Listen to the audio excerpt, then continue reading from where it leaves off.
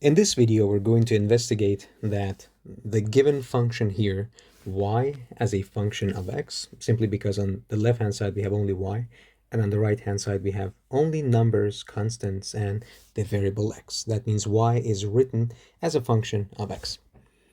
So we're going to investigate that this function is valid in this differential equation. In other words, this function is an answer to this differential equation. All right, so to investigate such validity, such equality is often an easy task. So all we have to do is just to construct these terms. The term y is indeed this fraction. We can replace it here. We can construct 100 minus y, which eventually will be another fraction. And this 0.004 thousandth is also a constant. We can multiply all three by each other. And on the other hand, we can calculate y prime, and then we can see if they are equal. They should be equal if this investigation is, if this the goal to this investigation, the answer to this investigation is yes. All right, so let's go and calculate the derivative, which is y prime here.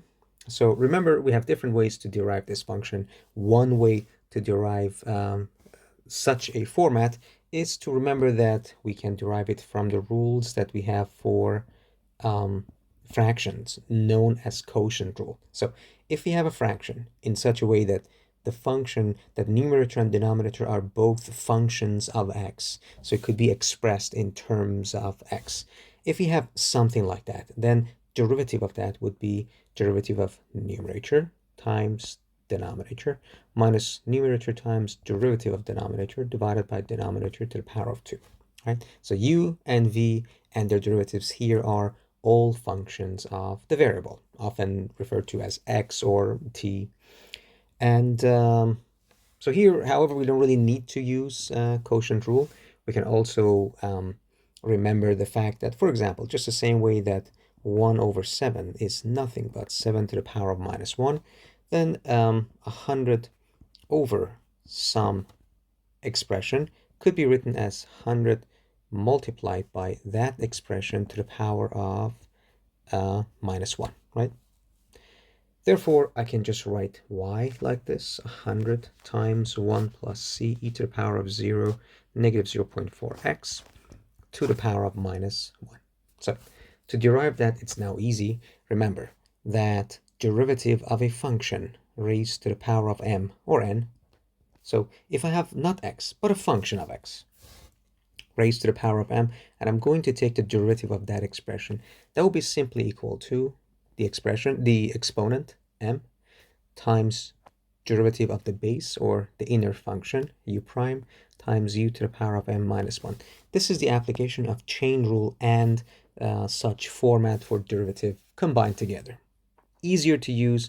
My recommendation is get used to these formats so you won't have to every time think about the mechanics involved in chain rule. All right, so y prime would be equal to 100 is a constant.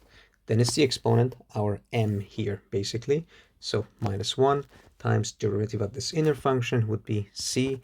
Derivative of e to the power of a function of x would be, again, combination of chain rule and e to the power of x basically would be u prime. There's always a u prime multiplied by the entire expression times e to the power of the same exponent, same u.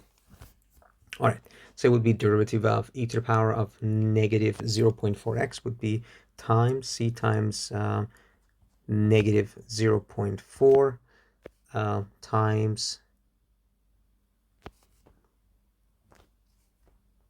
e to the power of negative 0.4x. In the end, multiplied by, you see, when we have m minus 1, it would be this exponent here would turn into minus 2. Right? So it will be that exponent, that expression that I have here to the power of minus 2. So to write that a little bit more neatly, I can write it as negative times negative 0.4 becomes positive, and 0.4 times 100 becomes 40.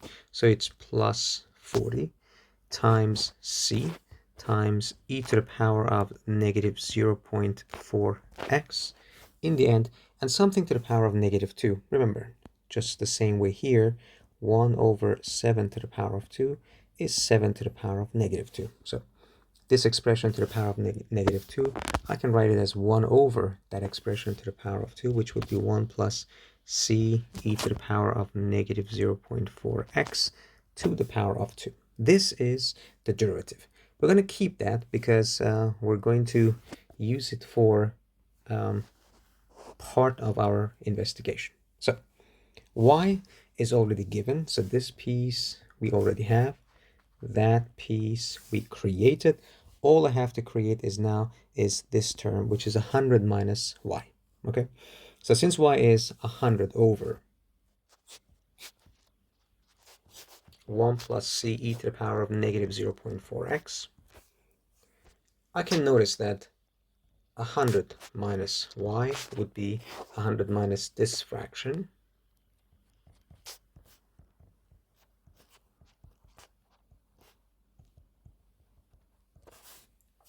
So as you remember that, for example, 1 minus 7 minus 1 minus, for example, 11 would be, all I need to create is common denominators, right?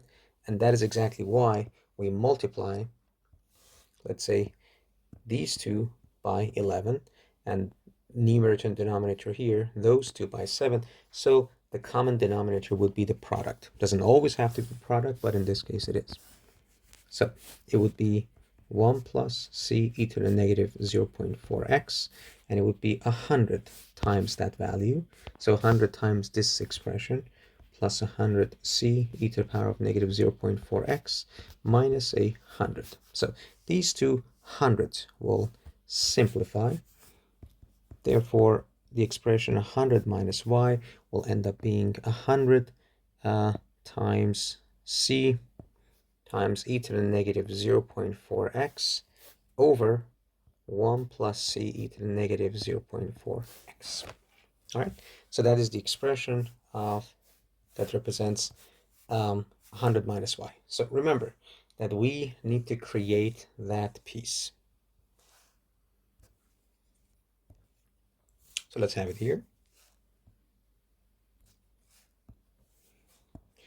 So that value becomes equal to,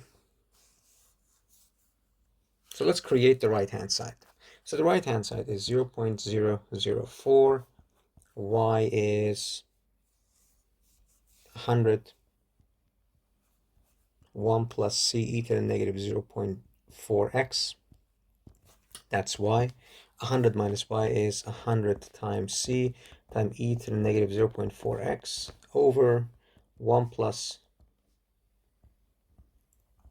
that expression. Just repeated that. So if you multiply all these by each other, the right-hand side, so the right-hand side and left-hand side, we already have this left-hand side calculated. So the right-hand side becomes equal to 100 times 100, 10,000.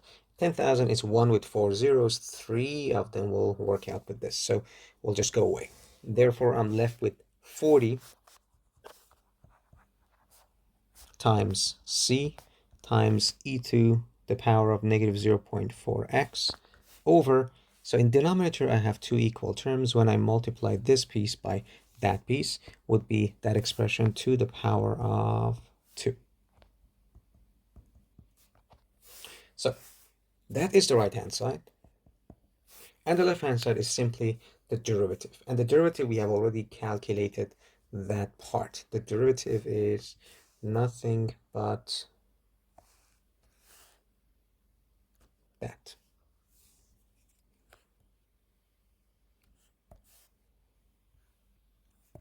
Okay.